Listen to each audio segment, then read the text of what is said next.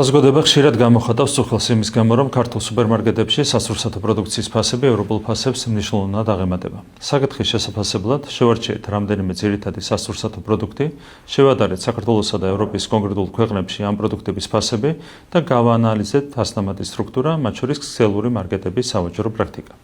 ქართულ და ევროპულ ფასებს შორის სხვაობა მართლაც საკმაოდ დიდია. საქართველოსა და საფრანგეთში ერთი და იგივე საერთაშორისო ბრენდის ქსელურ მარკეტებს შორის ფასები რომ შევადარეთ, საქართველოში კონკრეტული მარკის წესუმძირის ზეთი 34%-ით, მაკარონი 97%-ით, ბრინჯი 180%-ით, კარაქი 30%-ით, ყველი 42%-ით, ხოლო შოკოლადი 47%-ით ძვირია. ფასებს შორის სხვაობას განაპირობებს სადისტრიბუციო კომპანიებისა და მარკეტების მაღალი ფასდამატი, რომელიც საქართველოს საზღვრიდან დახლამდე საშუალოდ 86% შეადგენს. კვლევა აჩვენებს, რომ საქართველოში ქსელური მარკეტების ფინანსური მოგება ევროპულზე ბევრად მაღალია.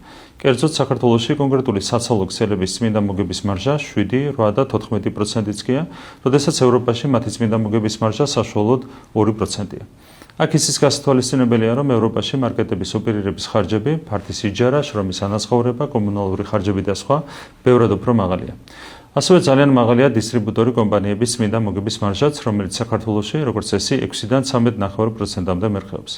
პროდუქცია ფასდამატი და მიმწოდებლისთვის დაგესრებული ფინანსური ტვირთი იმდენად დიდია, რომ ქართველი მწარმოებლებისთვის ხშირად უფრო მომგებიანია საკუთარი პროდუქცია არა ქართულ მარკეტებში გაყიდონ, არამედ საზღვარგარეთ ექსპორტზე გაიტანონ. ამიტომ არის, რომ ხშირად ქართულ მარკეტებში მრავლად ნახავთ ისეთ უცხოურ პროდუქტს, რომელიც ქართულ კომპანიებს საზღვარგარეთ გააქვთ. ეს სერიოზული პრობლემაა, რადგან სახელმწიფოს ინტერესი პირიქით ქართული წარმოების სახალისება და იმპორტის მაქსიმალურად შემცირება. მოგების მაღალი მარჟის პირობებში კომპანიები მარკეტების ქსელს სწრაფად აფართოებენ. ბოლო 5 წლის განმავლობაში ქსელური მარკეტების რაოდენობა ქვეყანაში ორჯერ გაიზარდა. შედეგად დღეს საქართველოში 100,000 კაცზე 113 მარკეტი მოდის, როდესაც გერმანიაში ეს მაჩვენებელი 45, ხოლო ავსტრიაში 62-ია. ლოგიკურია, რომ ქსელის გაფართოებასთან დაკავშირებული ხარჯები პროდუქტის ფასებზე პირდაპირ აისახება. წინასწარი ანალიზის საფუძველზე შეიძლება გამოიკვეთოს რამდენიმე ძირითადი ფაქტორი, რომელიც მაღალ ფასდამატს და შესაბამისად მაღალ ფასებს განაპირობებს. მაგალითად, ესაა ეგრეთ წოდებული ქსელის ქეშბექი, მაღაზიაში შესვლისთვის დაწესებული საფასური, დისტრიბუტორებისთვის ან მწარმოებლებისთვის თანხის გადახდის დაგვიანება, მაღაზიების სიმრავლე და ახალი მაღაზიის გახსნის ხარჯის ასახვა ფასში და ასე შემდეგ. რასთავარია, არსებული პრაქტიკა აჩენს ეჭვს, რომ ბაზრის მოთამაშეები შეასრულა შეთანხმებულად კარტელური პრინციპით მოქმედებდნენ, რასაც ბუნებრივია დამატებითი ანალიზი ესაჭიროება.